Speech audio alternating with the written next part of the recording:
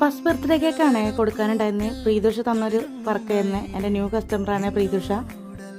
അവൾ പറഞ്ഞിട്ടുണ്ടായിരുന്നത് 3 ടയർ കേക്കാണ്. അതിൽ ബോട്ടം ടയർ ഡെമ്മിയും 1.5 kg വൈറ്റ് ഫോറസ്റ്റ് ഫ്ലേവറാണ്. ജംഗിൾ തീമിലുള്ള കേക്കായിരുന്നു കേട്ടോ.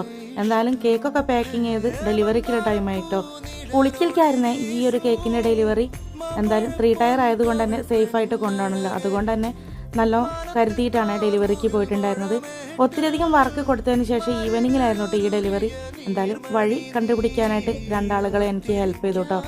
അങ്ങനെ ഏതായാലും ബർത്ത്ഡേ ഫംഗ്ഷൻ നടക്കുന്നിടത്ത് കേക്ക് സേഫായിട്ട് എത്തിയിട്ടോ. പിന്നീട് അത് സെറ്റ് ചെയ്യാനും എനിക്കുണ്ടായിരുന്നേ.